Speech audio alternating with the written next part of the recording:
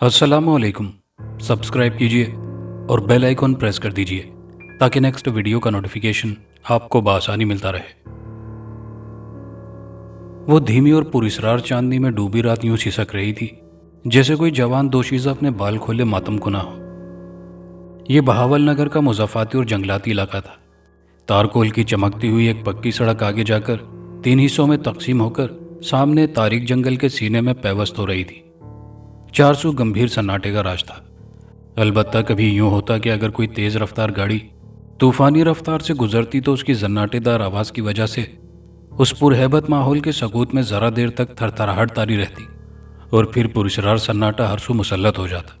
माहौल को पुरस्रार बनाने वाले खड़े पेड़ों में जहां सड़क किनारे भुरभुरी मिट्टी भरी हुई थी, वहां किसी अनदेखी रूह के पैरों के निशान यूं बनते जा रहे थे जैसे कोई धीरे धीरे चहलकदमी के अंदाज में आगे ही आगे बढ़ रहा हो। मिट्टी पर उभरने वाले पैरों के निशानात किसी औरत के मालूम होते थे, लेकिन एक बात दहशतनाक हद तक अजीब थी कि जमीन पर बनने वाले पैरों के निशानात तो वाज़ेह हो रहे थे, मगर वो वजूद दिखाई नहीं दे रहा था जिसके चलने से निशानात बन रहे थे। अगर कोई जीता जागता इंसान उन उभरने वाले पैरों के निशानात को देख लेता तो खौफ से उसके सीने में धड़कता हुआ दिल यकीनन धड़कना भूल जाता। उसी लम्हे सामने से किसी गाड़ी की तेज रोशनी नजर आई और सड़क के किनारे बनने वाले पैरों के निशानात बनने बंद हो गए, जिसका वाज़ेह मतलब यही निकलता था कि वो अनदेखी रूह एक लम्हे को शायद रुकी थी, मगर फिर अगले ही लम्हे वो फिर चल पड़ी थी। मगर अब वो खासी तेज रफ्तारी से आगे ही आगे चल रही थी, क्योंकि पैरों के निशानात अब जल्दी जल्दी बन रहे थे। जरा आगे पक्की सड़क से मुल्हिका कच्चा मगर कदरे कुशादा और ना हमवार रास्ता अंदर तारीक जंगल में चला गया था। कदमों के निशानात अब तेजी के साथ उस जानिब दौड़े जा रहे थे। उधर उस गाड़ी की रोशनी जो उसकी हेडलाइट्स की थी आहिस्ता आहिस्ता नजदीक आती जा रही थी। वो एक कार थी। फिर यूं हुआ कि कार की रफ्तार आहिस्ता होती चली गई और अगले ही लम्हे उसने कच्चे नाहमवार रास्ते की जानिब मोड़ काटा, जहां कुछ देर पहले वो नादीदा रूह दौड़ती हुई गायब हुई थी। कच्चे रास्ते पर उतरते ही कार ने हिचकोले खाने शुरू कर दिए। स्टीयरिंग पर आहीनी गिरफ्त मजबूत करते हुए कार की रफ्तार कदरे कम कर दी गई थी। अब कार धीमे धीमे हिचकोले खाती एक पुराने खंडर के करीब से गुजर रही थी। मुश्ताक अहमद 40 साल के पेटे में थे। बराबर वाली सीट पर उनकी बीवी सलमा और पिछली सीट पर जवान बेटा जवाद बैठा था। उनके चेहरे पर उस वक्त बला की मासूमियत और आंखों से इश्तियाक झलक रहा था। मुश्ताक अहमद की निगाहें विंडी स्क्रीन के पार कार की हेडलाइट्स की रोशनी में वीरान रास्ते पर जमी हुई थी। कभी कभार न जाने क्यों उनके सपाट चेहरे पर एक लम्हे के लिए गहरी तशवीश के आसार नुमाया हो जाते। यूं लग रहा था जैसे वो जल्द से जल्द अपनी मंजिल तक पहुंच जाना चाहते हों। शायद रात ज्यादा उतर आई थी, इसलिए वो जरा फिक्रमंद भी थे। दर हकीकत उन्हें सरेशाम ही अपनी मंजिल पर पहुंच जाना चाहिए था, मगर बदकिस्मती से रास्ते में टायर की बेरुखी की वजह से लेट हो गए थे।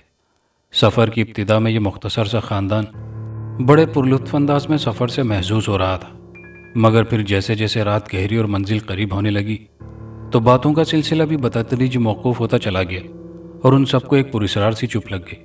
कार ने अचानक एक तंगसा मोड़ काटा और उसके बाद वो एक सुनसान कब्रिस्तान के पास से गुजरने लगी, जो चांद की हल्की और उदास रोशनी में बेहद पुरस्रार लग रहा था। अचानक फिर जाने क्या हुआ, एकदम मुश्ताक अहमद ने कार की रफ्तार तेज कर दी।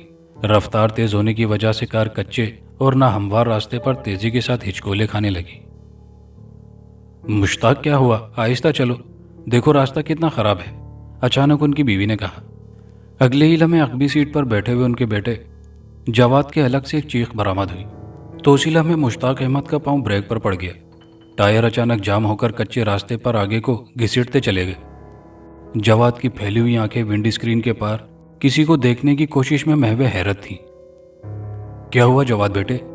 मुश्ताक अहमद ने अपनी गर्दन घुमाकर अकबी सीट पर बैठे हुए बेटे की जानिब देखा और तशवीश भरे लहजे में पूछा, अबू आपने कुछ नहीं देखा? सामने कदरे रुक रुक कर जवाद ने कहा। उसकी फटी फटी निगाहें जैसे विंडी स्क्रीन के पार गड़ सी गई थी। नहीं बेटा, मुझे तो कुछ नहीं दिखाई दिया। किसकी बात कर रहे हो? तुमने आखिर किस बात पर चीख मारी? जवाद, ऐसा तुमने क्या देख लिया था? उसकी अम्मी ने कदरे ताजुब की हालत में पूछा। अम्मी, मुझे यूं लगा जैसे कोई इंसान, शायद वो कोई औरत थी जो अचानक ही कार के सामने आ गई थी। वो जैसे कुछ याद करते हुए बोला, ओहो, तुम्हारा वहम होगा बेटा, والد نے اپنا سر جھٹکتے ہوئے کہا، نہیں امی، میں نے خود دیکھا تھا اسے، انہی آنکھوں سے۔ حیرت ہے وہ آپ دونوں کو کیوں نظر نہیں آئی؟ جواد حیرت سے بولا۔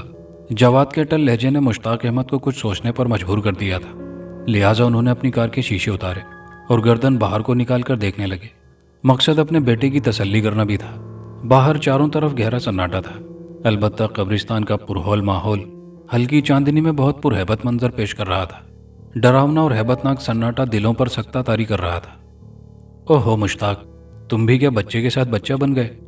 گاڑی تو چلاؤ، اس ویرانے میں کیوں کھڑی کر رکھی ہے؟ اب سلمہ نے قدرے بیزاری سے کہا تھا۔ یہ الگ بات تھی کہ ان کا بیٹا خاصا متوحش ہو رہا تھا۔ مشتاق نے بیوی کے بے لاگ تبصرے پر گاڑی کو گیئر میں ڈالا اور آگے بڑھا دی، تاہم وہ اپنے بیٹے کو تسلی دیتے ہوئے مختصر بولے، بیٹا ایسے ماحول میں اس قسم کے وہم ہونا کوئی حیرانی کی بات نہیں، یہ ضرور تمہارا وہم ہی تھا۔ جواد ان کی بات پر خاموش رہا، لیکن اس کے چہرے سے یہ بات ظاہر تھی کہ وہ اپنے والد کی بات سے متفق نہیں۔ وہ کسی بھی طور پر اس پراسرار حقیقت کو اپنے وہم پر محمول نہیں کرنا چاہتا تھا۔ اسے پورا یقین تھا کہ اس نے اپنی جاگتی آنکھوں سے سامنے کار کی ونڈ اسکرین کے پار کسی عورت کا سایہ دیکھا تھا، جس کے چہرے کے نقوش واضح نہ تھے، تاہم اپنے خد و خال سے وہ کوئی عورت ہی نظر آ رہی تھی، اور ایسا ہی محسوس ہوا تھا جیسے وہ اچانک کار کے نیچے آ گئی ہو، مگر ایسا کچھ نہیں ہوا تھا۔ یہ بات جواد کو حیرت زدہ کیے دے رہی تھی۔ وہ پراسرار سایہ صرف اسے ہی کیوں نظر آیا؟ وہ سایہ اس کے ماں باپ کو کیوں دکھائی نہ دیا تھا، جو بالکل سامنے اگلی سیٹ پر براجمان تھے؟ بہرحال سفر ایک بار پھر خاموشی کے ساتھ مگر قدرے سست روی کے ساتھ شروع ہو چکا تھا، لیکن ابھی اس بات کو تھوڑی ہی دیر ہوئی تھی کہ اچانک جواد اپنی ماں سے بولا، امی ابھی آپ نے مجھ سے کچھ کہا؟ ارے لڑکے، تو پاگل تو نہیں ہو گیا ہے؟ میں تو چپ بیٹھی ہوئی ہوں کافی دیر سے۔ اس کی امی گڑبڑا کر تیز لہجے میں بولی، کیا ہوا بیٹا؟ تم نے کیا سنا؟ تمہاری امی نے تو کچھ بھی نہیں کہا، میں ان کے ساتھ ہی بیٹھا ہوا ہوں، مشتاق احمد بولے۔ جی ابو، مجھے یوں لگا تھا جیسے کسی نے میرے کان میں سرگوشی کی ہو، میں سمجھا شاید امی نے دھیرے سے مجھ سے کچھ کہا ہے۔ اس کا دماغ چل گیا ہے، سلمہ نے کہا۔ جواد کی بات کو سلمہ نے اس کا وہم سمجھا، جبکہ جواد کا اس سلسلے میں خیال مختلف تھا۔ اس کے ذہن میں اب بھی کئی قسم کے جواب طلب سوالات گردش کر رہے تھے۔ وہ ویسے بھی فطرتاً ایڈونچر پسند لڑکا تھا۔ سفر جاری رہا۔ اسی لمحے اچانک جواد کو پھر آواز سنائی دی، جیسے کسی نے گہرے سانس لیے ہوں اور سرگوشی کی ہو، لیکن وہ الفاظ اس عجیب انداز میں ادا کیے گئے تھے کہ وہ اس کا مطلب نہیں سمجھ سکا۔ مگر اب وہ یہ بات اپنی امی اور ابو کو بتا کر دوبارہ مذاق کا نشانہ نہیں بننا چاہتا تھا۔ ویسے بھی وہ کافی مضبوط اعصاب کا مالک تھا۔ ادھر مشتاق صاحب کو مدھم چاندنی میں کسی آبادی کے دھندلے آثار دکھائی دیے تو انہوں نے کار کی رفتار ذرا تیز کر دی۔ اب راستہ بھی کافی حد تک ہموار ہو چکا تھا۔ پھر دھیرے دھیرے کچے پکے مکان کے دھندلے خاکے واضح ہونے لگے۔ وہ چک 64 کی حدود میں داخل ہو چکے تھے۔ ذرا دور ایک قدرے اونچے ٹیلے پر ایک قدیم طرز کی حویلی کی عظیم الشان عمارت نظر آئی۔ یہ چودھری اسد کی حویلی تھی۔ کار کچے پکے راستوں اور گلیوں سے گزرتی ہوئی شمال کی سمت مڑ گئی، جہاں چھوٹے چھوٹے ٹیلوں کی بہتات تھی۔ مکان اب پیچھے رہ گئے تھے۔ پھر ایک ٹیلے کو پار کر کے کار رک گئی۔ سامنے ہیڈ لائٹس کی روشنی میں مٹیالے پتھروں سے بنی ایک عمارت نظر آ رہی تھی، جو اپنی مخصوص قدیم طرز کی بناوٹ کے باعث بڑی پرشکو لگ رہی تھی، لیکن اس وقت وہ گہرے سکوت اور عجیب سی اداسی میں ڈوبی ہوئی تھی۔ لو بھائی آ گئے اپنی منزل پر، مشتاق صاحب کار کے اسٹیئرنگ پر اپنا ہاتھ مارتے ہوئے قدرے بلند آواز میں بولے، اور ساتھ ہی کار کا ہارن 2-3 مرتبہ بجا دیا۔ حویلی کے آگے مختصر سا باغیچہ بنا ہوا تھا اور پھولوں کی کیاریاں صدر دروازے تک چلی گئی تھی۔ چند لمحوں بعد دروازہ کھلا اور ایک بوڑھا اپنے ہاتھ میں ایک لالٹین تھامے نمودار ہوا۔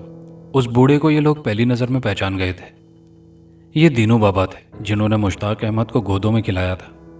دینو بابا کا مشتاق احمد بہت احترام کرتے تھے۔ دینو بابا کو دیکھ کر یہ لوگ کار سے اتر آئے۔ دینو بابا کا ایک بیٹا بھی تھا جس کا نام حیدر تھا۔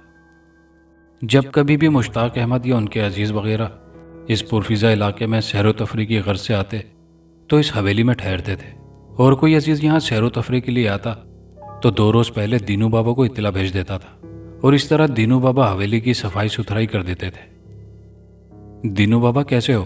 مشتاق احمد نے ذرا آگے بڑھتے ہوئے کہا۔ اللہ کا کرم ہے سب، اور آپ خیریت سے پہنچ گئے؟ بڑی رات کر دی آپ نے، دینو بابا بولے۔ آ جاؤ بیٹا، اندر آ جاؤ، دینو بابا جواد اور سلمہ سے بولے، اور اپنی رہنمائی میں تینوں کو ساتھ لیے ہوئے غلام گردشوں اور بل کھاتے زینوں سے ہوتے ہوئے ایک بڑے کمرے میں لے آئے۔ کمرے کی آرائش بڑی خوبصورت تھی۔ باہر سے حویلی جتنی قدیم طرز کی لگتی تھی، اندر سے اتنی ہی جدید ساز و سامان سے آراستہ تھی۔ یہ لوگ تھکے ہوئے تھے، لہٰذا کھانا کھاتے ہی سو گئے۔ جواد بھی سونے کے لیے اپنے کمرے میں آ گیا تھا، لیکن ذہنی بے چینی کے باعث اسے نیند نہیں آ رہی تھی۔ رات دبے پاؤں آگے بڑھ رہی تھی۔ کمرے کا دروازہ کھلا ہوا تھا اور اس پر جھولتا ہوا مہین سا پردہ ہوا کی وجہ سے ہل رہا تھا۔ جواد کی مسیری کے سامنے دیوار گیر گھڑی رات کے 2 بجا رہی تھی۔ اس قدر سناٹے میں گھڑی کی سوئی کی آواز جواد کے دل و دماغ پر ہتھوڑے کی طرح لگ رہی تھی۔ جواد اپنی مسیری پر لیٹا اپنے ساتھ پیش آئے ان پراسرار واقعات کے بارے میں غور کر رہا تھا جس نے اس کی نیند اڑا کر رکھ دی تھی۔ کار کے آگے ایک دم کسی پراسرار عورت کا سایہ آ جانا، پھر اپنے کانوں میں کسی کی نسوانی سرگوشی کی سرسراہٹ، یہ سب اسے بے چین کیے ہوئے تھے۔ ایک لمحے کو تو اس کے ذہن میں بھی خیال آیا کہ ہو سکتا ہے کہ یہ اس کا وہم ہی ہو، جو بقول اس کے والد مشتاق احمد کے کہ یہ سب ویران اور ہولناک ماحول کی کارستانی ہوتی ہے جو انسان کی قوت کو مہمیز کر کے اس پراسرار انداز میں حملہ آور ہوتی ہے۔ اچانک کمرے کے دروازوں کے دونوں پٹ زور سے آپس میں ٹکرائے۔ جواد کا دل دھڑک اٹھا، وہ چونکا اور یکدم اٹھ کھڑا ہوا۔ اس کے اعصاب تن گئے۔ پھر وہ آہستگی سے چلتا ہوا دروازے کے قریب آیا۔ سامنے باہر کا ماحول ہولناکی میں ڈوبا ہوا تھا۔ آسمان دور تک بالکل صاف تھا۔ دور تک چاندنی اور انگنت ٹمٹماتے ہوئے تاروں کی روشنی میں اسے ٹیلوں کی چوٹیاں نظر آئیں جو نشیب میں گھنے اور تاریک جنگلوں سے ڈھکی ہوئی تھی۔ ایک لمحے کو جواد کو وہ نظارہ بڑا بھلا لگا۔ بہرحال جواد کو دروازے کے دونوں پٹ زور سے بجنے کی وجہ سمجھ آئی کہ ہوا کے کسی تیز جھونکے نے دونوں پٹ کو آپس میں ٹکرا دیا ہوگا، لیکن اسے ہوا کا کوئی تیز جھونکا محسوس نہیں ہو رہا تھا۔ دوسرا، اسے یہ بھی اچھی طرح یاد تھا، دونوں پٹ جو اندرونی سمت کھلتے تھے ان کے خود بخود کھل کر بجنے کا سوال ہی پیدا نہیں ہوتا تھا۔ جواد کا دل یہ سب کچھ سوچ کر یک بارگی زور سے دھڑکا۔ اس نے دوبارہ دروازے کے دونوں پٹ اندر کی طرف کھول کر اٹکا دیے تاکہ دروازہ کھلا رہے اور ہوا کا گزر بھی جاری رہے، لیکن ابھی وہ اپنی مسیری کی جانب پلٹا ہی تھا کہ اچانک اسے یوں لگا جیسے اس کے قریب ہی کسی نے زور سے گہرا سانس کھینچا ہو۔ وہ ٹھٹک گیا لیکن رکا نہیں۔ وہ محتاط انداز میں اطراف کی سنگن لیتا مسیری تک پہنچا اور دھیرے دھیرے ٹھٹکے ہوئے انداز میں مسیری پر دراز ہو گیا۔ اسی لمحے پھر اس کی سماعت سے پراسرار نسوانی سرگوشی ٹکرائی اور اس بار آواز بہت واضح تھی۔ بیٹا تم آ گئے، اب میں سکون میں ہو جاؤں گی، مجھے اب طاقت مل جائے گی۔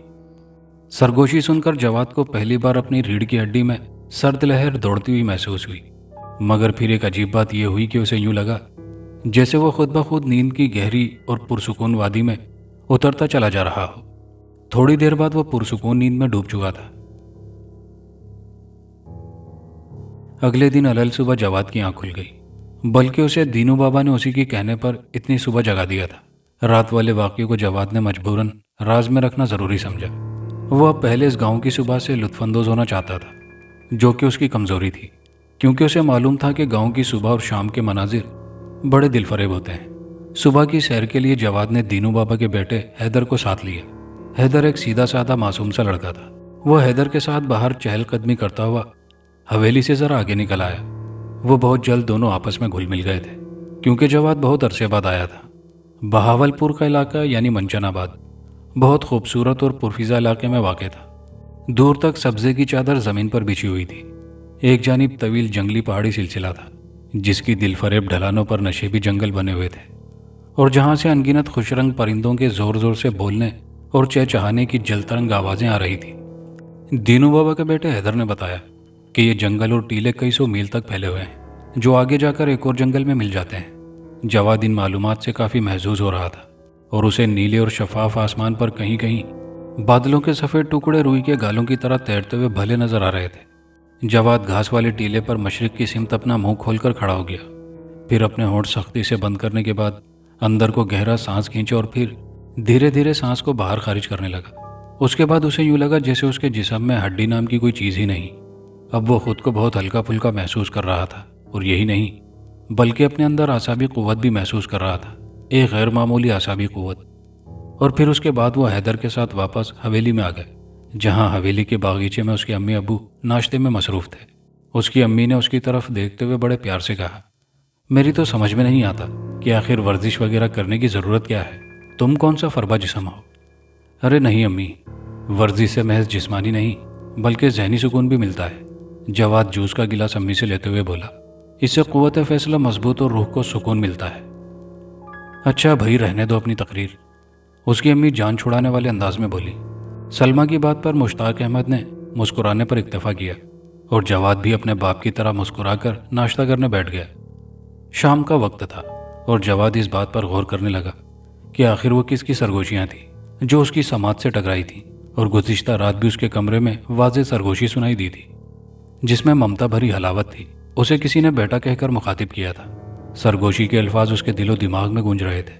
फिर उसे वो बात याद आने लगी जब इस इलाके में आते हुए अचानक ही उनकी कार के आगे किसी औरत का हैवला आ गया था। मगर ताजुब खेज बात यह थी कि वो साया उसके अम्मी अब्बू को दिखाई नहीं दिया था, हालांकि वो दोनों ही अगली कार की सीट पर बराजमान थे। क्या वो सब उसका वहम था या फिर हकीकत? कोई पुरस्रार हकीकत या कोई ऐसा राज जिससे पर्दा उठने वाला है, जो उसकी ज़ात से वाबस्ता था। अचानक जवाद खड़े खड़े चौंक गया। उसके ख्यालात मुंतशिर होते चले गए। उसे अपने सामने थोड़े फासले पर एक शानदार सजी सजाई बग्घी आती हुई दिखाई दी, जिस पर एक हसीन शहजादी जैसी शान वाली लड़की बराजमान थी, जो इस वक्त अकेली ही सैर को निकली थी। जवाद एक टिक उस परिपैकर को देखने में महव था। वो इसी जानिब आ रही थी। उस लड़की का चेहरा मुतासिर कुन था। उसके चेहरे के अनोखेपन ने जवाद को बिल्कुल ही महव करके रख दिया था। उस आने वाली परी पैकर ने बागें खींच ली थी। फौरन दोनों घोड़े रुक गए। वो लड़की जवाद पर नजरें जमाए नीचे उतरी, उसके करीब आई। दोनों की आंखें चार हुई। फिर शायद दोनों के दिलों ने बैक वक्त इस बात की गवाही दी कि अरसे से उनका दिल एक दूसरे के लिए चुपके चुपके तड़प रहा था। बस फिर सदियों का सफर उल्फत लम्हों में तय होता चला गया और वो दोनों एक दूसरे के लिए अजनबी न रहे। लड़की का नाम ज़ेबा था। वो इलाके के चौधरी असद की इकलौती बेटी थी। दोनों के दरमियान रस्मी बातचीत हुई और फिर दोबारा मिलने का वादा करके वापस जुदा हो गए। उसके बाद दोनों ने मुलाकात का मामूल बना लिया और वो जल्द अज जल्द एक दूसरे के हो जाना चाहते थे। वजह यह कि जवाद और उसके अब्बू का हवेली में क़याम थोड़े ही अरसे के लिए था, क्योंकि मुश्ताक अहमद शहर के कॉलेज में प्रोफेसर थे और थोड़े दिनों की छुट्टियां लेकर तफरीह के लिए इस इलाके में आए थे। जवाद, तुम इस मामले पर अपने अम्मी अब्बू से बात करना, आखिर ज़ेबा ने उसे कह ही दिया। तो जवाद तजब्जुब का शिकार हो गया, क्योंकि उसे खुद ज़ेबा के बारे में अपनी अम्मी अब्बू से बात करना अजीब सा महसूस हो रहा था। जवाद को खामोश पाकर ज़ेबा दोबारा बोली, तुम कहो तो मैं खुद ही पहल करूं और अपने अब्बू के साथ तुम्हारी हवेली आ जाऊं? हाँ, नहीं। जवाद एकदम चौंका। यह अभी ठीक नहीं होगा। अच्छा तुम ठहरो, पहले मैं अपनी अम्मी से बात करूंगा, देखूंगा कि वो इस सिलसिले में मुझे क्या मशवरा देती हैं। जवाद की बात सुनकर ज़ेबा के चेहरे पर ज़रा देर तरद्दुद के आसार नमूदार हुए। जवाद को मुखातिब करते हुए ज़ेबा बोली, ठीक है, मगर ज़रा जल्दी बात करना, बल्कि आज ही बात कर लेना तो बेहतर होगा। कल इसी जगह आकर मुझे बता देना। उसके बाद वो दोनों मजीद कुछ देर घूमते और बातें करते रहे। फिर उसके बाद दोनों वापस लौट आए। अम्मी, वो बहुत अच्छी लड़की है। जवाद मौका मिलते ही तन्हाई में अपनी अम्मी से बोला। वो ज़ेबा के बारे में पहले ही अपनी अम्मी को एतमाद में ले चुका था। यही वजह थी कि उसकी अम्मी मुस्कुराते हुए उसके गाल को प्यार से थपथपाकर बोली, अरे भाई, आखिर तुम्हारी पसंद है, कोई गलत तो नहीं होगी, हम तुम्हें जैसे जानते नहीं। ज़ेबा को राजी करने के लिए तुमने कितने पापड़ बेले होंगे, ये तो वही जानती होगी। चलो मैं तुम्हारे अब्बू से आज रात ही बात करके देखूंगी, अम्मी ने कहा और जवाद मुतमईन हो गया। उस वक्त रात के 10 बजे का अमल होगा। मुश्ताक अहमद अपने स्टडी रूम में मौजूद थे। अचानक दरवाजे पर हल्की सी दस्तक की आवाज़ पर वो चौंके। फिर हाँ कहते हुए दरवाजे की तरफ देखा तो अपनी बीवी सलमा को अंदर आते देखकर किताब बंद कर दी। अगले दिन जवाद ने खुशी खुशी ज़ेबा से मुलाकात पर उसे खुशखबरी सुनाई कि उसकी अम्मी ने अब्बू से इस सिलसिले में बात कर ली है और उन्होंने उसके अब्बू से इशारतन तस्करा भी कर डाला है। एक आध रोज़ में उम्मीद है ये मामला तय हो जाएगा। ज़ेबा ये सुनकर एकदम खुश हो गई और इसी खुशी में जाने उसके जी में क्या समाई कि वो जवाद को अपनी हवेली में अपने वालिद चौधरी असद से मिलवाने की गर्ज से ले आई और जवाद ने भी उसके साथ जाने पर ज़रा भी तामुल न किया। ज़ेबा उसे अपनी बग्गी में लेकर हवेली में आ गई। ज़ेबा, तुम्हारी हवेली तो बहुत शानदार है। जवाद एक हालनुमा कमरे में जो गालिबन नशिस्तगाह के तौर पर इस्तेमाल होता था पहुंचकर खासा मरूब होते हुए बोला। दीवारों पर चौधरियों के पूरे ख़ानदान की तस्वीरें आवेज़ा थीं। तुम यहाँ बैठो, मैं अभी अब्बू को बताकर आती हूँ। थोड़ी देर बाद जवाद ने देखा ज़ेबा के साथ एक भारी भरकम जिसामत का आदमी नमूदार हुआ जो 60 के पेटे में होगा। जवाद जान गया कि ये ज़ेबा के वालिद असद हैं। जवाद ने अदब से उन्हें सलाम किया تو چودھری اسد نے جواد کو سلام کا جواب دینے کے بعد سامنے صوفے پر بیٹھ گئے۔ ابھی ان کے درمیان رسمی باتیں شروع ہوئی تھی کہ اچانک ایک عجیب واقعہ ہوا۔ ایک دم جواد کی حالت عجیب اور غیر ہونے لگی۔ اس کا خوبصورت چہرہ کرخت اور بہت بھیانک ہوتا چلا گیا۔ سامنے بیٹھے ہوئے چودھری اسد اور زیبا جواد کی اچانک بدلتی ہوئی چہرے کی حیت پر دم بخود رہ گئے۔ اسی لمحے جواد کے حلق سے ایک فرفراتی ہوئی آواز برآمد ہوئی۔ وہ چودھری اسد سے مخاطب تھا۔ چودھری، پہچان مجھے، میں کرن ہوں، جسے تو نے چاندنی رات میں قبرستان میں زندہ گاڑ دیا تھا۔ اب اسی چاندنی رات کے آنے میں تھوڑے ہی دن باقی رہ گئے ہیں اور اتنے ہی دن اب تیری زندگی کے باقی بچے ہیں۔ یہ جواد میرا خون اور میرا بیٹا ہے۔ اور یہ جملہ ختم ہوتے ہی جواد اپنی اصل شکل میں آ گیا۔ اس کے انداز سے یوں لگ رہا تھا جیسے اسے اپنی بدلی ہوئی خوفناک کیفیت کا بالکل بھی علم نہ ہو، اور نہ ہی یہ کہ اس نے زیبا یا اس کے والد چودھری اسد کو خوفناک انداز میں دھمکایا تھا۔ زیبا نے بغور اپنے ابو کی طرف دیکھا تو دنگ رہ گئی، کیونکہ اس کے ابو کا چہرہ خوف سے پیلا پڑ چکا تھا۔ یہ تمہیں کیا ہو گیا تھا؟ جواد، تم ٹھیک تو ہو؟ زیبا حیرت اور خوف کے ملے جلے انداز میں بولی۔ جواد خود حیران تھا کہ دونوں باپ بیٹی اسے اتنے عجیب انداز اور نظروں سے کیوں تکے جا رہے تھے، اور چودھری اسد کے چہرے پر خوف آیا تھا۔ اسے لے جاؤ یہاں سے زیبا، دور لے جاؤ اسی میری نظروں سے، چودھری اسد نے بوکھلائے ہوئے قدرے درست لہجے میں زیبا سے کہا۔ بیچاری زیبا تو خود عجیب پریشانی اور شش و پنج میں تھی کہ اتنے میں چودھری اسد خود ہی اٹھ کر وہاں سے چلا گیا۔ زیبا، تمہارے ابو کو کیا ہو گیا؟ جواد نے حیرت سے کہا۔ میرے ابو کو نہیں، بلکہ تمہیں کچھ ہو گیا تھا جواد، زیبا ایک لفظ کو چباتے ہوئے بولی۔ دراصل وہ خاصی پریشان ہو چکی تھی۔ مجھے کیا ہو گیا تھا؟ خدا کے لیے مجھے بتاؤ، میں اپنے بارے میں کچھ نہیں جانتا کہ کیا ہوا تھا مجھے۔ اس کی بات پر زیبا چند لمحے کسی سوچ میں رہی، پھر جواد کو اس کی اچانک بدلتی ہوئی کیفیت کے بارے میں بتانے لگی۔ آخر میں پھر زیبا نے کہا، جواد، تم کون ہو؟ مجھے اپنے بارے میں سچ سچ بتاؤ، تمہیں ابو کے سامنے اچانک کیا ہو گیا تھا؟ جواد چند لمحے زیبا کی جانب حیرت بھری نگاہوں سے دیکھتا رہا، پھر اس کے بعد کہنے لگا، مجھے خود نہیں معلوم، میں جب تمہارے ابو کو سلام کرنے لگا تو اچانک میری آنکھوں کے سامنے تاریکی چھا گئی، پھر میں خود کو جیسے بے حس و حرکت محسوس کرنے لگا۔ جب تاریکی چھٹی تو تمہارے ابو کو میں نے نہ جانے کیوں خوفزدہ دیکھا۔ کیا واقعی تم نے اچھی طرح دیکھا تھا کہ میرا چہرہ خوفناک اور آواز بھاری ہو گئی تھی؟ ہاں جواد، تمہارا خوبصورت چہرہ ایک دم ڈراؤنا اور خوفناک ہو گیا تھا، اور تم نے ابو کو دھمکایا بھی تھا۔ زیبا کی بات پر جواد پریشان سا ہو گیا۔ وہ سوچنے لگا کہ چودھری اسد سے بھلا اس کی کیا دشمنی ہو سکتی ہے؟ میں تو انہیں اس سے پہلے جانتا تک نہیں تھا، انہوں نے میرے بارے میں کیا سوچا ہوگا؟ جواد کو پریشان دیکھ کر زیبا تشویش سے بولی، گھبراؤ نہیں جواد، یہ کوئی پراسرار معاملہ لگتا ہے، تم اب جاؤ، میں تمہیں ابو کا موڈ دیکھ کر پھر بلاؤں گی۔ ادھر چودھری اسد اپنے کمرے میں بیٹھا ماضی میں کھو گیا تھا۔ اس کے دماغ میں جھکڑ سے چل رہے تھے۔ وہ اسی سوچ میں تھا کہ نندو کمرے میں داخل ہوا۔ نندو، جو کہ چودھری کا خاص آدمی تھا، اسے پراسرار اور جادوئی علوم پر مہارت حاصل تھی، اور وہ چودھری کے جائز اور ناجائز کاموں میں اس کا معاون بھی رہتا تھا۔ چودھری اسد نے آدھی رات کو ہی ملازم کے ذریعے اس کو اپنے گھر بلوا لیا تھا۔ چودھری کے بلانے پر اسے گہری نیند سے اٹھ کر آنا پڑا تھا۔ نندو کے آنے کے بعد چودھری اسد نے اسے ساری صورتحال سے آگاہ کر دیا تھا۔ پھر چودھری کچھ سوچتے ہوئے نندو سے مخاطب ہوا، مجھے اندازہ ہو رہا تھا کہ جواد کے اندر کوئی بدرو گھسی ہوئی ہے جو کہ اس کی جان کی دشمن ہے، یا اس سے کسی قسم کا انتقام لینا چاہتی ہے۔ چودھری نے نندو کو یہ سب بتا کر اسے بدرو کے خاتمے پر مامور کر دیا تھا، کیونکہ نندو کو عملیات وغیرہ پر کافی عبور حاصل تھا۔ چند لمحوں بعد نندو اپنی آنکھیں کھول کر چودھری کے سامنے گویا ہوا۔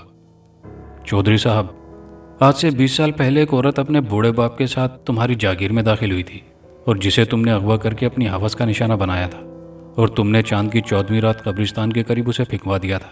وہ بہت حسین اور خوبصورت تھی، اس کی گود میں ایک چھوٹا بچہ بھی تھا۔ وہ تمہاری زیادتیوں کے باعث مر گئی تھی۔ اس کے بچے کو کسی نے اپنی اولاد کی طرح پال پوس کر جوان کیا۔ کچھ دیر نندو رکا، پھر بولا، جب وہ لڑکا اس گاؤں میں آیا تھا، اس کے اگلے روز ہی میں نے اس کی کھوج لگا لی تھی۔ چودھری صاحب، یہ سب باتیں مجھے 3 دنوں تک عمل میں مصروف رہتے ہوئے معلوم ہوئی تھی۔ مجھے معلوم ہوا کہ اس بدنصیب عورت جسے تم نے اپنے ظلم کا نشانہ بنایا تھا، اب اس کی روح کو ایک ایسی طاقت مل چکی ہے جو ٹھیک چاند کی 14ویں رات کو اپنے اس بیٹے کے جسم میں داخل ہو کر تم سے اپنے اوپر کیے ہوئے ظلم کا بدلہ لینا چاہتی ہے۔ نندو اتنا کہہ کر چپ ہو گیا۔ نندو کی آخری بات پر چودھری خوفزدہ ہو کر اگلاتے ہوئے بولا، یہ تم کیا کہہ رہے ہو نندو؟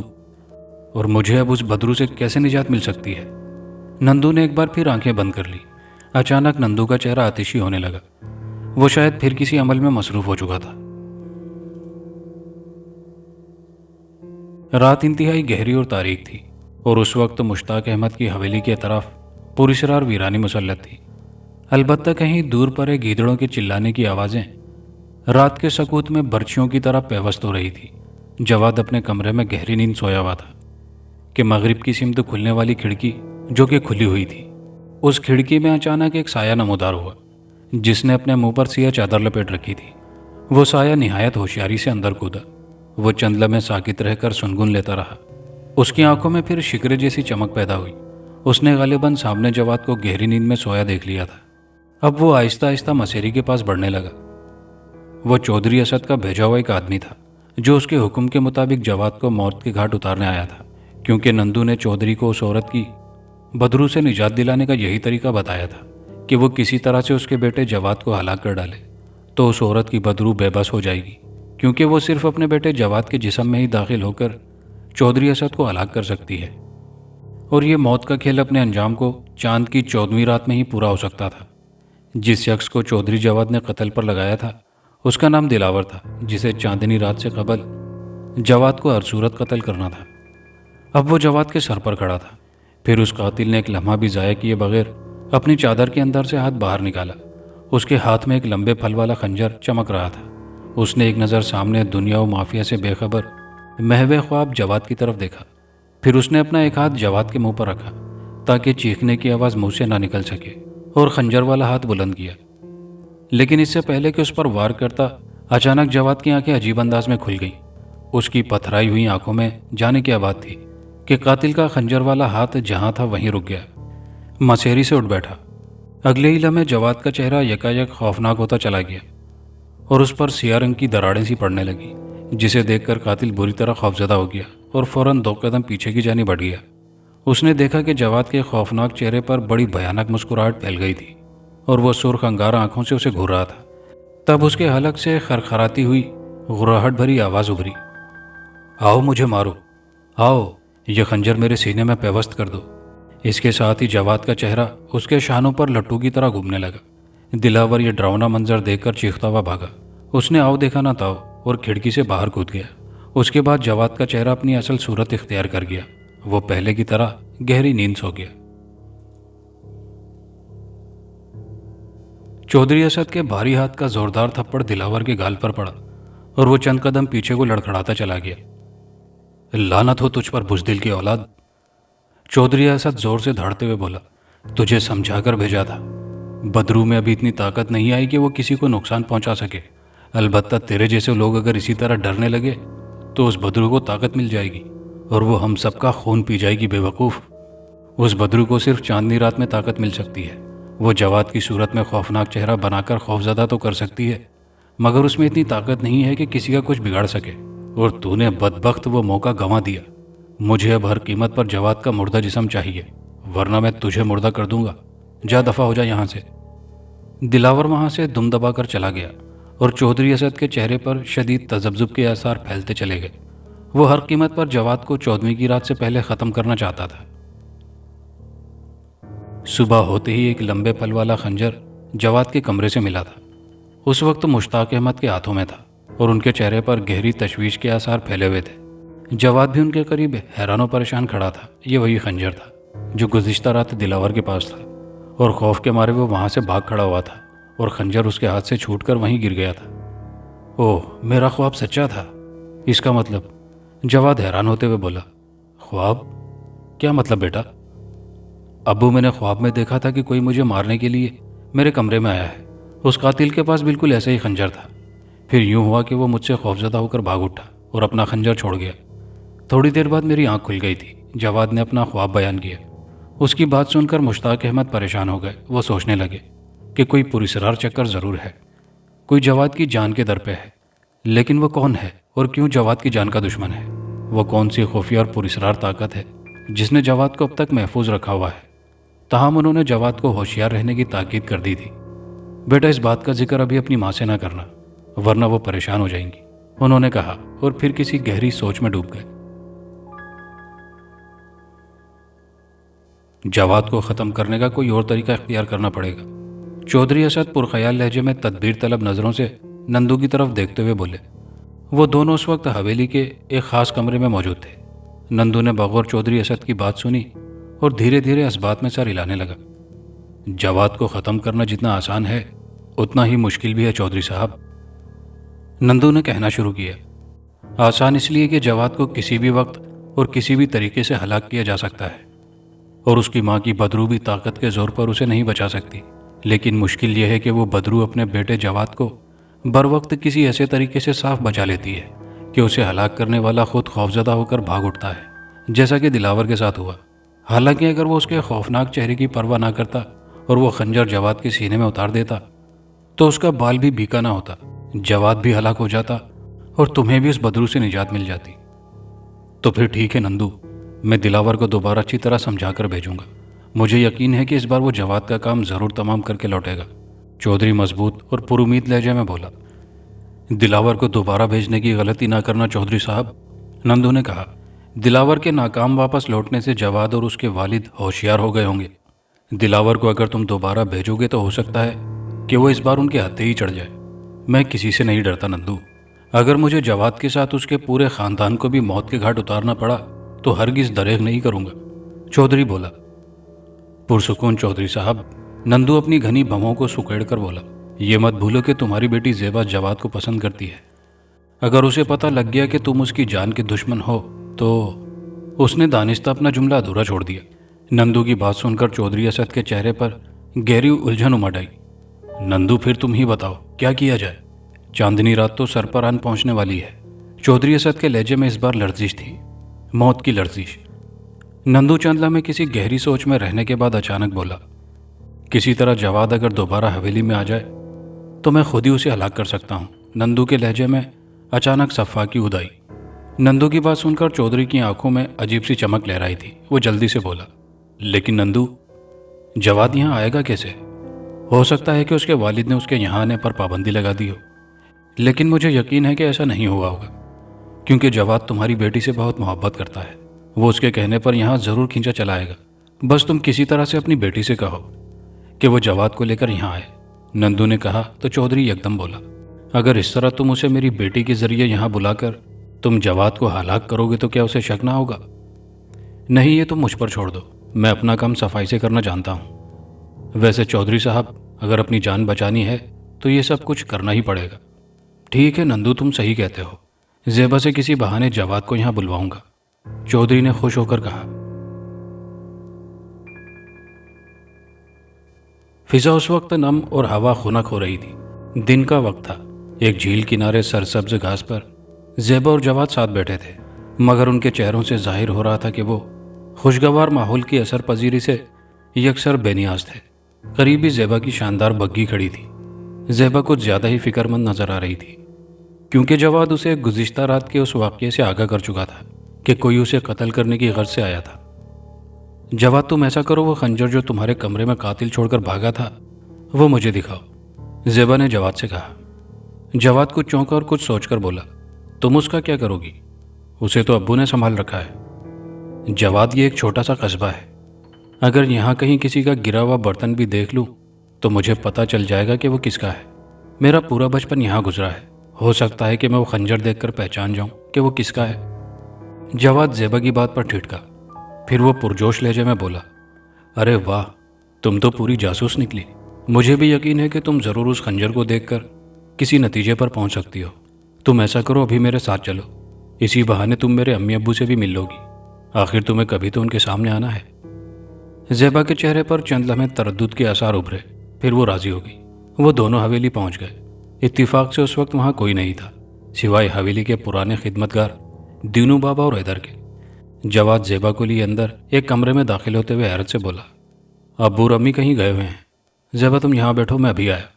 یہ کہہ کر جواد تیزی سے بالائی منزل کی طرف بڑھا۔ دراصل بالائی منزل کا کمرہ اس کے والد کا تھا اور اس کمرے میں خنجر موجود تھا۔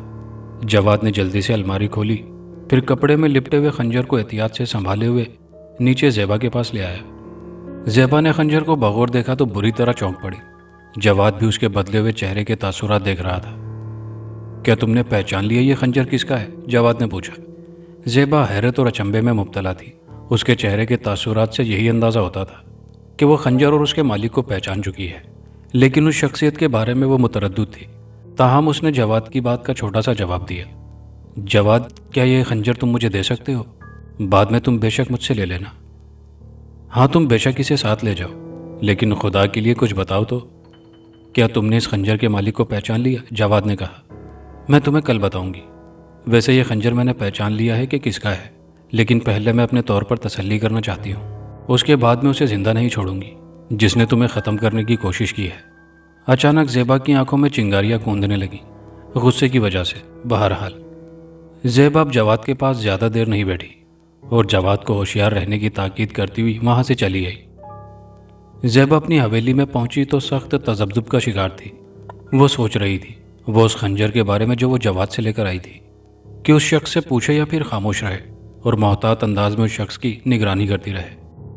پھر اسے اپنا دوسرا خیال زیادہ بہتر محسوس ہوا، کیونکہ وہ اس شخص کو خنجر کے حوالے سے پہچان چکی تھی اور اسے 100% یقین تھا کہ یہ خنجر اس کا ہے۔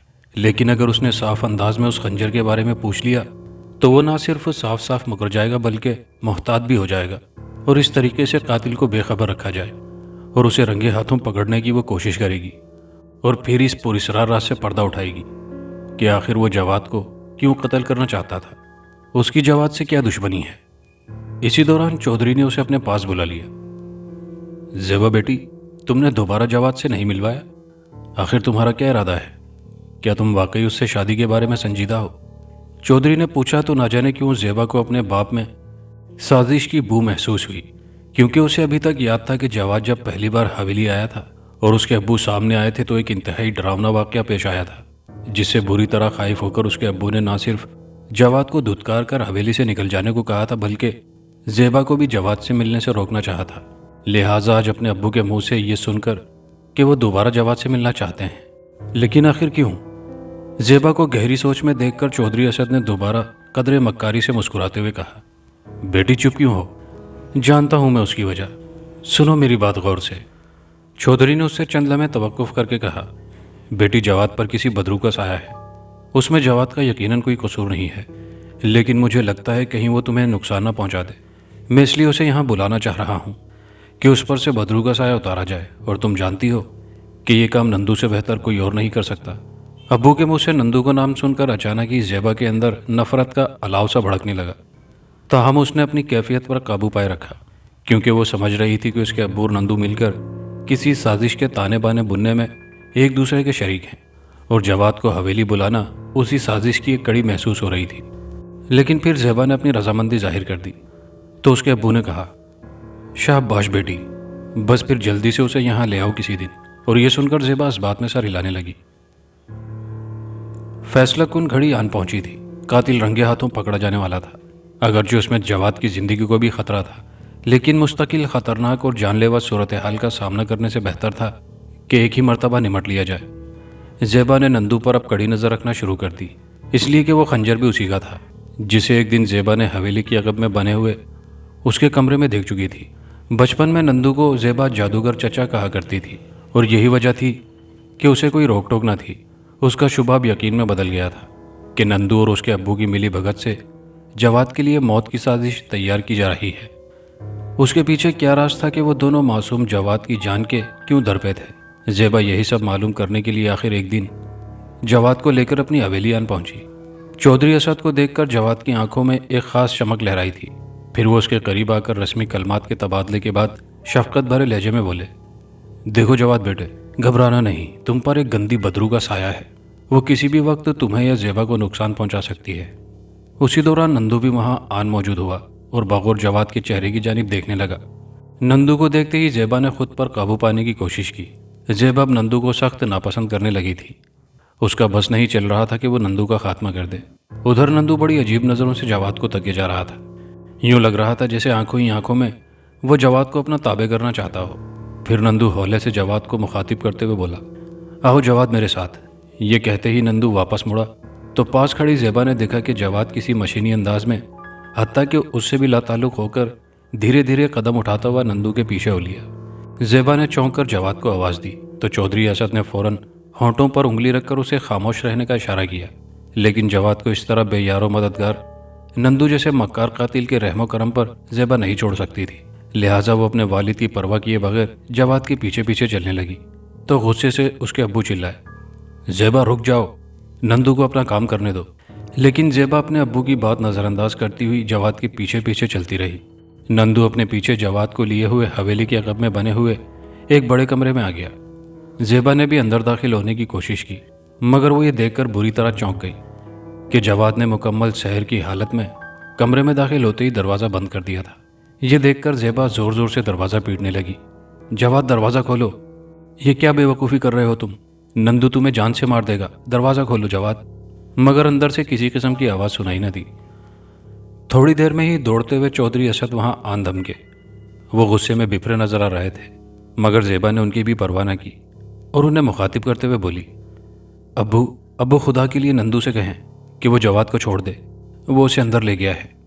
اور پھر زیبا پر اچانک دیوانگی سی کیفیت طاری ہو گئی۔ اس کے وہم و گمان میں بھی یہ بات نہ تھی کہ صورتحال یوں اچانک ہی پلٹا کھائے گی۔ خود کو سنبھالو زیبا، یہ کیا بچکانا پن ہے؟ جواد پر بدرو کا سایہ ہے اور نندو اس سائے کو اس پر سے اتارنا چاہتا ہے۔ کیا تم نہیں چاہتی کہ جواد بدرو سے نجات حاصل کر لے؟ چودھری اسد نے درست لہجے میں اسے سمجھایا، مگر زیبا کا تو کسی اور ہی سازش کی بو آ رہی تھی۔ اچانک اندر سے جواد کی ایک دلدوز چیخ سنائی دی جس نے زیبا کو سر تاپا لرزا کر رکھ دیا۔ پھر ایک تواتر کے ساتھ جواد کی چیخیں سنائی دینے لگی جنہوں نے زیبا کا دماغ سنسنا کر رکھ دیا۔ اس نے پوری قوت سے دروازے کو دھکا مارا تو دروازہ اندر کو گرتا چلا گیا اور خود زیبا اندر جا گری۔ اندر کا منظر دیکھتے ہی وہ دھک سے رہ گئی۔ نندو جواد کی گردن اپنے ہاتھوں میں دبوچے جا رہا تھا۔ یہ دیکھ کر زیبا جیسے پاگل ہو گئی۔ اس نے آگے بڑھ کر اپنی دائیں ٹانگ کی ایک بھرپور ضرب نندو کے پہلو میں رسید کی تو اگلے ہی لمحے نندو کے حلق سے تیز چیخ ابھری اور فوراً ہی جواد کی گردن اس کی گرفت سے آزاد ہو گئی۔ زیبا نے اس پر بھی بس نہ کیا، اس پر تو جیسے جنون سوار ہو چکا تھا۔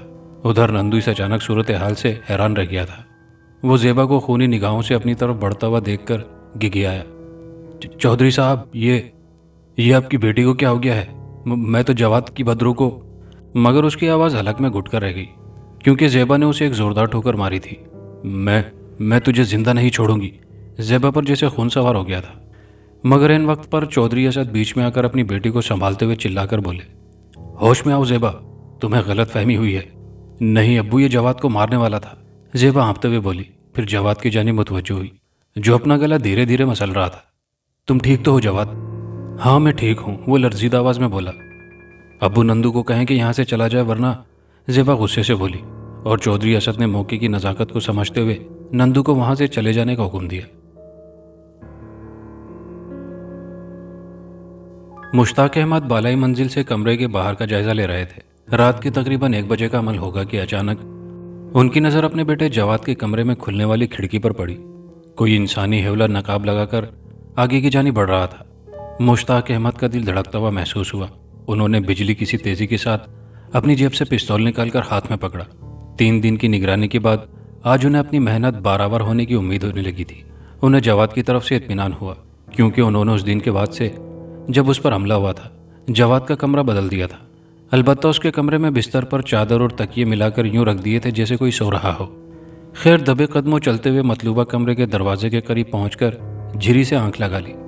کیا دیکھتے ہیں کہ وہ حیولہ جواد کے بستر کی جانب بڑھ رہا ہے۔ اسی دوران مشتاق احمد آہستگی سے دروازہ کھولنے لگے۔ ان کی پہلی کوشش یہی تھی کہ فائر کیے بغیر اسے قابو کر لیں، تاہم کسی خطرے کے پیش نظر انہوں نے پستول تھامے رکھا۔ ادھر وہ اجنبی مسیری کے قریب پہنچ چکا تھا اور اس کی ساری توجہ بستر کی جانب ہی تھی۔ یہی وجہ تھی کہ مشتاق احمد کو اندر داخل ہوتے دیکھ نہ سکا، جو کہ اب دروازہ کھول کر اندر آ چکے تھے۔ خبردار، حرکت مت کرنا ورنہ بھون کر رکھ دوں گا۔ اجنبی مشتاق احمد کے ہاتھوں میں پستول دیکھ کر اپنی جگہ دم بخود رہ گیا۔ میں اپنے بیٹے کے دشمن سے کسی طرح کی رعایت سے کام نہیں لوں گا۔ تمہاری بھلائی اسی میں ہے کہ مجھے سچ سچ بتاؤ کہ تم کون ہو اور کیوں میرے بیٹے کو مارنا چاہتے ہو۔ بولو۔ مشتاق احمد چند قدم آگے بڑھ کر پستول والا ہاتھ ہلاتے ہوئے درست لہجے میں بولے۔ اجنبی چند لمحے تذبذب کا شکار رہا، پھر بولا، صاحب مجھے معاف کر دو۔ اگر میں نے آپ کو بتا دیا تو چودھری مجھ سمیت میرے پورے خاندان کو مار دے گا۔ اگر تو نے میرے سامنے زبان نہ کھولی تو میں بھی تجھے زندہ نہیں چھوڑوں گا۔ مشتاق احمد نے پھنکارتے اور اس کی سہمی ہوئی آنکھوں میں آنکھیں ڈالتے ہوئے کہا، اسی میں ایک تیری بھلائی ہوگی کہ اگر تو نے مجھے سب کچھ سچ سچ بتا دیا کہ اصل معاملہ کیا ہے تو میں کوئی ایسا راستہ نکال لوں گا کہ تیری جان بچ جائے۔ یہ سن کر اجنبی قاتل کے چہرے پر رضامندی کے تاثرات ابھرے۔ پھر وہ بتانے لگا، میرا نام دلاور ہے۔ چودھری اسد اپنی حویلی میں بیٹھا دلاور کا منتظر تھا، جسے اس نے نندو کی جانب سے جواد کو ہلاک کرنے کے سلسلے میں ناکامی پر پھر دوبارہ جواد کو قتل کرنے کے لیے بھیجا تھا، اور زیبا باپ سے ناراض ہو کر نہ جانے کہاں چلی گئی تھی۔ چودھری جانتا تھا کہ زیبا خود ہی ایک دو روز میں لوٹ آئے گی، لہٰذا اس سلسلے میں اتنی پریشانی کی بات نہ تھی۔ ایک ملازم نے آ کر چودھری کو اطلاع دی کہ مشتاق احمد صاحب آئے ہیں۔ یہ سن کر چودھری اسد کے ذہن میں ایک جھماکا سا ہوا، کئی خیالات اس کے اندر گڑمڑ ہونے لگے۔ تاہم اس نے ملازم سے مشتاق احمد کو اندر آنے کا کہہ دیا۔ اسے یہ معلوم تھا کہ مشتاق احمد جواد کے والد ہیں، لہٰذا وہ سوچنے لگا کہ آخر وہ یہاں کیا کرنے آئے ہیں۔ اتنے میں مشتاق احمد ان کے سامنے آ موجود ہوئے اور آتے ہی بولے، چودھری صاحب، آپ کی جاگیر میں میرے ساتھ ظلم ہوا ہے، کسی ظالم نے میرے بچے جواد کو قتل کر دیا ہے، میں اسے دفنا کر آیا ہوں۔ مشتاق احمد بدستور غم سے ڈوبے ہوئے لہجے میں بولے۔ مشتاق احمد کی آہوزاری سے چودھری اسد کو سکون محسوس ہوا اور وہ خاصا مطمئن ہوا۔ اب وہ اندازہ لگا چکا تھا کہ دلاور اپنا کام خوش اسلوبی سے کرایا تھا، تاہم وہ بڑے درست لہجے میں بولا، تو میں کیا کروں، میں کوئی تھانے دار ہوں؟ پھر بھی چونکہ یہ سب میری جاگیر میں ہوا ہے، اس لیے میں تمہاری مدد کی کوشش کروں گا، تم جا سکتے ہو، میرے آرام کا وقت ہو رہا ہے اب۔ یہ کہہ کر وہ بڑے پرغرور انداز میں وہاں سے اٹھ کر چلا گیا۔ ظالم تو بہت جلد اپنے انجام کو پہنچنے والا ہے، مشتاق احمد نے چودھری اسد کے وہاں سے جاتے ہی دل میں سوچا، اور وہاں سے لوٹ آئے۔ ان کی چال کامیاب رہی تھی، کیونکہ انہوں نے دلاور سے سب کچھ اگلوا کر اسے اپنی حویلی کے ایک کمرے میں قید کر دیا تھا، اور اس نے کہا تھا کہ چاندنی رات میں جب ظالم چودھری اس عورت کی بے چین روح کے انتقام کا نشانہ بن جائے گا تو وہ اسے چھوڑ دیں گے۔ دراصل دلاور کے ذریعے انہیں اصل حقیقت کا علم ہو چکا تھا کہ چودھری اسد کیوں ان کے بیٹے کی جان کا دشمن تھا۔ اگرچہ انہیں ان ساری باتوں پر مشکل سے یقین آیا تھا، لیکن گزشتہ حالات و واقعات کی روشنی میں انہیں یہ سب درست ہی نظر آ رہا تھا۔ جواد کی اصل ماں آج سے 20 سال پہلے انتہائی جان کنی کے عالم میں جواد کو تڑپتا چھوڑ کر چودھری اسد کے عبرتناک ستم کا نشانہ بن کر جان سے ہاتھ دھو بیٹھی تھی، اور اس کی بے چین روح اپنے بیٹے کے جسم کی طاقت حاصل کر کے چودھری سے اپنے اوپر کیے گئے ظلم کا بدلہ لینا چاہتی تھی۔ اور یہ سب چاند کی 14ویں رات کو ہی ممکن تھا، جس میں اب ایک دن رہ گیا تھا۔ لہٰذا ان سب باتوں کے تناظر میں مشتاق احمد نے اب یہ چال چلی کہ چودھری اسد کو چاندنی رات سے پہلے ہر ممکن طریقے سے قتل کرنے کی کوشش کرتا۔ لہٰذا اب چودھری اسد مطمئن ہو گیا تھا، اور مشتاق احمد بھی اطمینان سے واپس حویلی لوٹ آئے تھے۔ ادھر جواد کو بھی اصل حقیقت سے آگاہی ہو چکی تھی۔ اسے اب یہ معلوم ہو چکا تھا کہ وہ مشتاق احمد کا بیٹا نہیں ہے۔ وہ یہ بھی جان چکا تھا کہ کن دردناک حالات میں وہ مشتاق احمد کو ملا تھا، اور اپنی ماں کے اوپر ہونے والے ظلم پر اس کا دل بھی خون کے آنسو رو رہا تھا، لیکن وہ ایک باحوصلہ نوجوان تھا۔ چودھری اسد اس بات پر حیران تھا کہ آخر دلاور اپنا کام کر کے کہاں غائب ہو گیا تھا۔ پھر وہ یہ سوچ کر خود ہی مطمئن ہو گئے کہ ہو سکتا ہے کہ وہ خود ہی چند روز کے لیے کہیں غائب ہو گیا ہو۔ اس رات 14ویں کا چاند بھرپور انداز سے اپنی چاندنی نچھاور کر رہا تھا۔ گاؤں کے باسیوں کو نہ جانے کیوں آج رات کا چاند زبردست جوبن پر محسوس ہو رہا تھا۔ ایسا لگتا تھا جیسے آج چاند کی آخری رات ہو، تمام لوگ آج وقت سے پہلے ہی سو گئے تھے۔ ادھر مشتاق احمد پر اس وقت انتہائی عجیب و غریب کیفیت طاری تھی۔ انہیں معلوم تھا کہ آج کی رات خونی اور پراسرار ڈرامے کا ڈراپ سین ہونے والا تھا، لیکن کیا یہ سب ممکن ہوگا؟ وہ یوں ہی آہستگی سے چلتے ہوئے جواد کے کمرے میں آئے تو انہوں نے اسے گہری نیند میں ڈوبا ہوا دیکھا۔ ان کا دل زور زور سے دھڑک رہا تھا، کسی بھی لمحے پراسرار کھیل کی ابتدا ہونے والی تھی، اور وہ یہ سب اپنی جاگتی آنکھوں سے دیکھنا چاہتے تھے۔ وہ واپس اپنے کمرے میں آ کر کرسی پر بیٹھ گئے۔ اچانک ان پر غنودگی کے حملے ہونا شروع ہو گئے۔ انہوں نے بہت ہی کوشش کی کہ وہ نہ سوئیں، مگر چند لمحوں بعد ہی وہ بھی نیند کی وادیوں میں اترتے چلے گئے۔ باہر چاند اپنے جوبن پر تھا۔ ٹھنڈی ہوا برگد کے پیڑوں کے درمیان سے جب گزرتی تو پتے پراسرار تماشائیوں کی طرح تالیاں پیٹتے ہوئے محسوس ہوتے۔ جواد گہری نیند میں تھا کہ اچانک ایک سفید روشن لکیر فضا میں تیرتی ہوئی اس کی ناک کے راستے جسم میں اتر گئی۔ جواد نے لیٹے لیٹے اچانک اپنی آنکھیں یوں کھول دی جیسے بجلی کا سوئچ اچانک آن کر دیا ہو۔ پھر وہ مسیری سے اٹھ کر یوں چل دیا جیسے کسی نے اس کے جسم میں بجلی بھر دی ہو۔ وہ بلا خوف و خطر ننگے پاؤں حویلی سے باہر آ گیا۔ اب اس کا رخ چودھری اسد کی حویلی کی جانب تھا۔ ادھر چودھری اسد اپنے کمرے کی شاندار مسیری پر گہری نیند میں ڈوبا ہوا تھا کہ اچانک کسی کھٹکے کی آواز سن کر اس کی آنکھ کھل گئی۔ اس نے دیکھا کہ اس کے سامنے جواد کسی زندہ لاش کی طرح کھڑا اسے انگارہ برساتی آنکھوں سے دیکھ رہا ہے۔ چودھری اسد کی جواد کو دیکھ کر گھگی بن گئی۔ وہ سمجھ گیا کہ اس کی ماں کی بدرو سے انتقام لینے آ پہنچی ہے۔ اتنے میں جواد کا چہرہ یکایک تیز روشنی میں جیسے نہا گیا اور آنکھیں پھیل کر سرخ انگارہ سی بن گئی۔ جواد کے حلق سے خرخراتی ہوئی خوفناک آواز چیخ کی صورت میں برآمد ہوئی۔ اتنے میں چودھری اسد پاگلوں کی طرح چلاتے ہوئے نندو کو آوازیں دینے لگا، چیخ اور چیخ چودھری، آج تیری مدد کو کوئی نہیں آئے گا۔ بدرو جواد کے جسم سے بول رہی تھی۔ اب جواد کی آنکھوں سے چنگاریاں نکل کر چودھری کی طرف بڑھی اور پھر چودھری فرش سے اوپر کو اٹھنے لگا۔ وہ ہوا میں معلق ہو گیا۔ اس کی زبان لمبی ہو کر باہر کو نکل پڑی اور آگے کو بڑھ کر چودھری کے چہرے پر ٹک گئی۔ پھر چودھری کی دردناک اور کربناک آواز کمرے کی فضا کو منتشر کرنے لگی۔ چودھری کی تکلیف ناقابل برداشت اور اذیت سے پر تھی۔ پھر چودھری کی زبان سمٹ کر اصل حالت میں آ گئی تو اس کے منہ سے آواز نکلی، مجھے معاف کر دو، معاف کر دو۔ نہیں چودھری، تو اس سے بھی زیادہ کا مستحق ہے، یہ سزا تو تیرے لیے کچھ بھی نہیں۔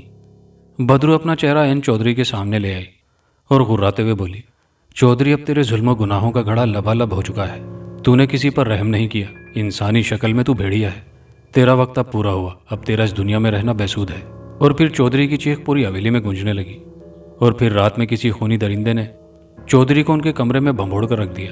چودھری کی لاش بہت بھیانک حالت میں تھی اور پھر اسی رات نندو کا بھی بھیانک انجام ہوا۔ گاؤں سے باہر ویرانے میں اس کی لاش بہت مخدوش حالت میں نظر آئی تھی۔ مشتاق احمد کو زیبا نے ان کی فیملی سمیت اپنی حویلی میں بلا لیا تھا۔ زیبا کو مشتاق احمد اور سلمہ اپنے بیٹے جواد کے لیے قبول کر چکے تھے۔ دوسری رات مشتاق احمد اپنی بیوی سلمہ کے ساتھ موجود تھے۔ رات کے 11 بجے کا وقت تھا کہ اچانک کمرے کے ایک کونے میں سفید دھواں اٹھنے لگا، جسے دیکھ کر دونوں میاں بیوی اچنبے میں پڑ گئے۔ اتنے میں تمام دھوئیں نے ایک انسانی ہیولے کا روپ دھار لیا۔ پھر ہیولے کے منہ سے آواز نکلی، مشتاق احمد، میں وہی بدنصیب اور ستم زدہ روح ہوں جسے ظالم چودھری نے اپنی ہوس کا نشانہ بنایا اور پھر مجھے موت سے ہمکنار کر دیا۔ میرا معصوم بچہ میری لاش کے قریب بلکتا رہا، لیکن اس ظالم کو ذرہ برابر رحم نہ آیا۔ مشتاق احمد، میں آپ کا بہت شکر گزار ہوں کہ آپ نے میرے بچے کو سینے سے لگایا اور اس کے سر پر شفقت کا ہاتھ رکھا۔ آج مجھے بہت سکون ملا ہے، اس لیے کہ چودھری اپنے انجام کو پہنچ گیا۔ میں نے اس سے انتقام لے لیا۔ اب میں سکون سے اپنی منزل کی طرف جا رہی ہوں۔ مجھے امید ہے کہ آپ دونوں میاں بیوی آئندہ بھی میرے جواد کو سینے سے لگائے رکھیں گے۔ اچھا، اب میں چلتی ہوں۔ اور پھر اس کے بعد سارا دھواں اوپر کو اٹھا اور کمرے کے روشن دان سے باہر کو نکلتا چلا گیا۔ کہانی اچھی لگی ہو تو ویڈیو کو لائک شیئر کرنا مت بھولیے گا۔ کامنٹ باکس میں اپنی قیمتی رائے کا اظہار کیجیے گا اور چینل پر نئے آنے والے دوستوں سے گزارش ہے کہ چینل کو لازمی سبسکرائب کر لیجیے۔ شکریہ۔